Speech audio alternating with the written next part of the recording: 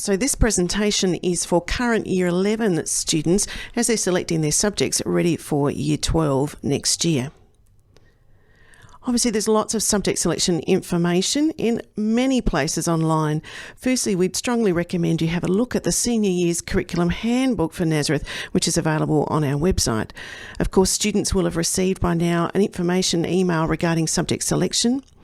Parents will be receiving an email in regard to subject counselling, and there's a number of websites including SACE and SATAC and TAFE, which will be really important to you as you are making these important decisions.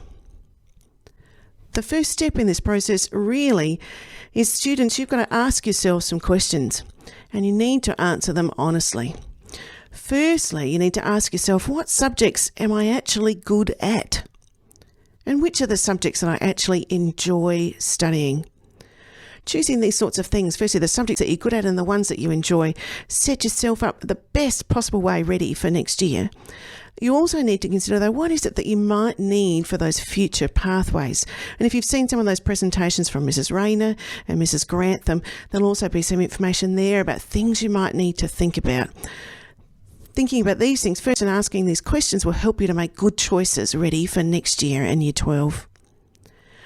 After that, I want you to go and have a conversation with each of your teachers. And I know that can be a bit of a challenge, but I promise that they're actually very interested to talk to you about your subject choices.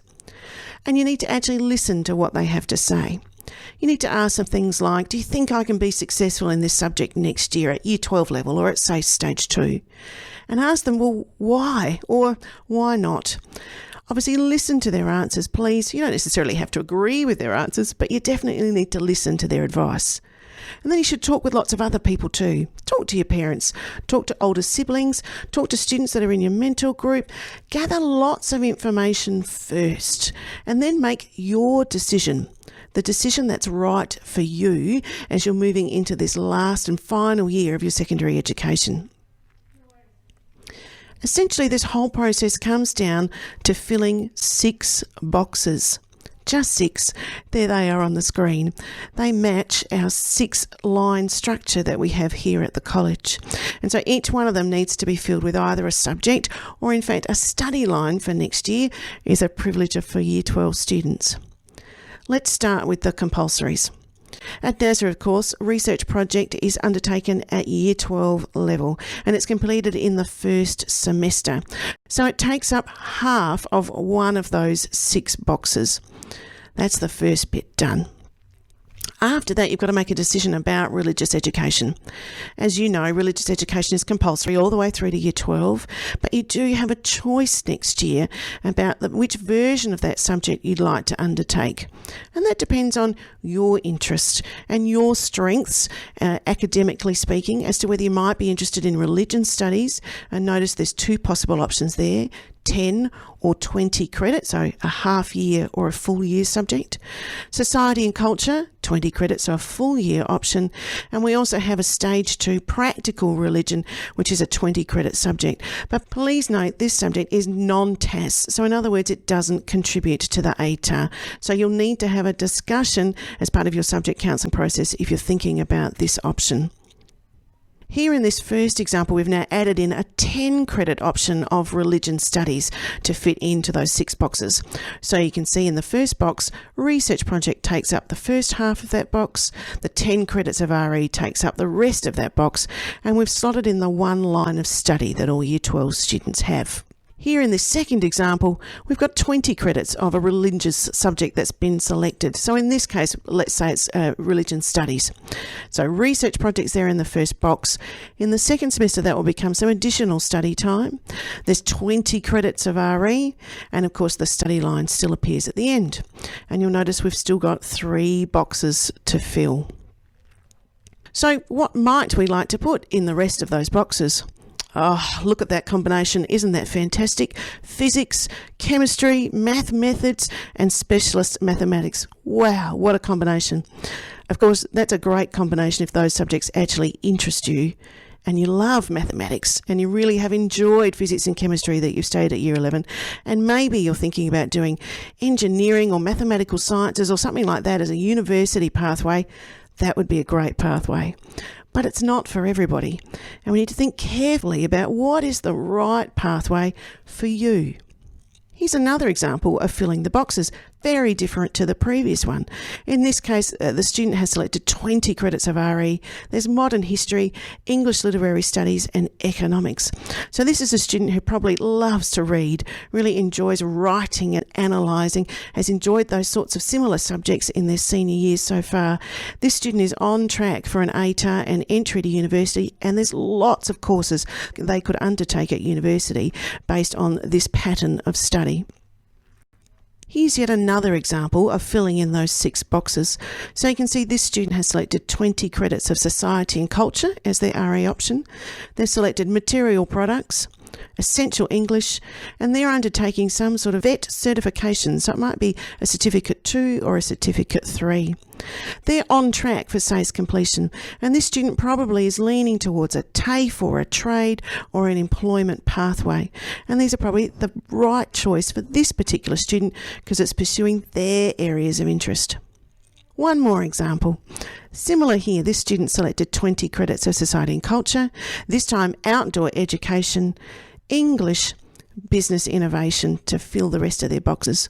This student again is on track for SACE completion. They might be considering a university pathway, but given this combination of subjects, they're probably leaning more towards TAFE or trade or employment. So I wonder what you will choose to fill those 6 boxes. It's a very difficult choice sometimes, but an important one. So what's next from here? So I'd really recommend that you have a look at each of the learning area presentations that our curriculum leaders have put together and speak with them if you have subject-specific questions. You should have that conversation with your teachers and parents. Obviously, there's another opportunity for you to talk with teachers at our learning conversations, which are coming up in just a couple of weeks' time. I thoroughly recommend that you have a look at our curriculum handbook, which will be available on our website. And lots of conversations need to take place with parents and peers and other students. Get lots of information before you make your final decision. And again, I recommend have a look at the SATAC website regarding university and TAFE pathways so that you're really clear about your choices. Whilst you're looking at that SATAC website, there are 2 documents in particular that you might want to download. So 2 SATAC publications which outline lots of information about ATAR calculations, about university entry, and about each of the specific courses that are available at the universities here in South Australia. So both of these 2 documents are available to be downloaded from their website. From here, well, this email to students has already gone out with their EdVal code to select subjects. Subject selections have to be entered by 9 a.m. on Friday, the 14th of August. So it gives you approximately a 2-week period to make some big decisions. Parents, you'll receive an email in regard to subject counselling, and we'd like every Year 11 student to book a subject counselling appointment. So students, together with their parents, will meet with a member of our subject counselling team to talk through the selections that you've made, to look at the possible pathways and to make sure that those things are aligning and you're setting yourself up for the best chance of success for next year. Following that, the number of classes and the line structure is determined based on student choices. So we don't have a predetermined timetable here at Nazareth. We make a brand new timetable every year, depending on what our students tell us that they want. It's most important that you pick your subjects in a priority order, because the first one that you put in, we assume, and the computer program assumes, that that is the subject that you absolutely want to do, followed by lower preferences for subjects. Be aware that not every subject that we offer will always run the next year. Obviously, it is based on student numbers, and unfortunately, if we don't have enough students choose a particular subject, we can't go ahead with that in that case. And then we look at your reserve selections. So it's not possible for a particular subject to run, or there's a particular clash in your combination of subjects, we look at your reserve selections. They are a last resort for us. We work very hard to try and fit in your first preferences, but sometimes we do need to look at those reserve selections. So please make that decision seriously so that you have some real options available to you, just in case we need to use those. Finally, can I please reinforce, make an informed decision. So get lots of information, do lots of reading and talking to people in the next couple of weeks. It's important that you choose subjects that are right for you. Remember, what are the subjects that you are good at? What are those subjects that you really enjoy studying? Think about those pathways into the future, and please give yourself the best chance for success in Year 12. I wish you all the best for your decision. It's a tough one, we know, but we're here to help you in this process too. Good luck.